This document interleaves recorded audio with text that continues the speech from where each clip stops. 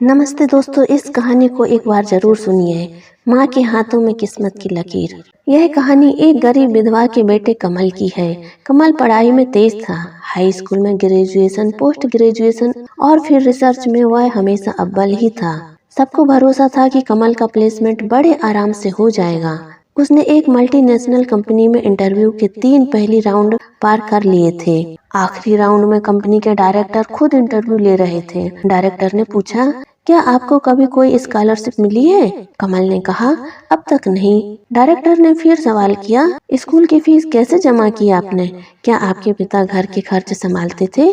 कमल ने कहा, मैं 1 साल का था तभी मेरे पिता का देहांत हो गया था, जिसके बाद घर का खर्च मेरी माँ पर निर्भर था। डायरेक्टर ने पूछा, क्या करती हैं आपकी माँ? कमल ने बताया, सर वह लोगों के घरों में कपड़े धोती हैं।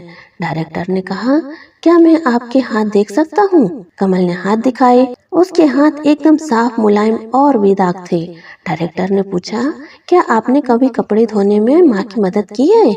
मैंने कोशिश की, लेकिन माँ चाहती थी कि मैं सिर्फ पढ़ाई पर ध्यान दूं। डायरेक्टर ने कहा, आज मेरा एक काम करोगे? घर जाकर अपनी माँ के हाथ अच्छे से साफ करना और फिर कल आकर सुबह मुझसे मिलना। कमल खुश हो गया था। उसे चैन की पूरी उम्मीद थी। घर लौटकर अपनी माँ से कहा, आज मैं आपके हाथ धोना चाहता हूँ। माँ को यह सुनकर अच्छा लगा, लेकिन थोड़ा अटपटा सा भी लगा। कमल ने देखा कि उसकी माँ के हाथों में झुर्रियाँ पड़ गई थी। कई जगह से कट गए थे और जगह जगह गड्ढे भी पड़े थे। कमल की आंखों से आंसू बहने लगे। पहली बार अपने हाथों में माँ के हाथों को पकड़कर उनका दर्द महसूस कर पा रहा था। वह उसको समझ आ गया था कि उसकी फीस माँ कैसे चुका रही थी। उस दिन बाकी के बचे हुए सारे कपड़े खुद कमल ने धोए। रात में काफी देर तक कमल और उसकी माँ बातें करते रहे। अगले दिन जब डायरेक्टर के पास कमल पहुंचा, तो डायरेक्टर ने उसकी सूजी हुई आंखें देखकर पूरी कहानी समझ ली। उन्होंने कमल से पूछा, तो कल के अनुभव से आपने क्या सीखा?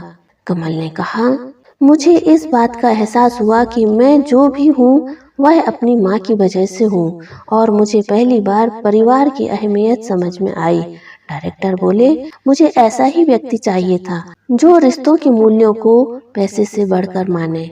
हमारी कंपनी में तुम्हारा स्वागत है। और इस तरह उसकी कंपनी में ज्वाइनिंग हो गई। दोस्तों, एक बार जरूर सोचिए कि हमारे माता पिता ने हमारे लिए ऊंचाइयों तक पहुंचाने में कितने कष्ट सहे हैं। आपको यह कहानी अच्छी लगी हो तो वीडियो को लाइक और शेयर कीजिए। चैनल को सब्सक्राइब करना मत भूलिए। फिर मिलेंगे। जय हिंद, जय भारत। खुश रहिए, खुश रखिए।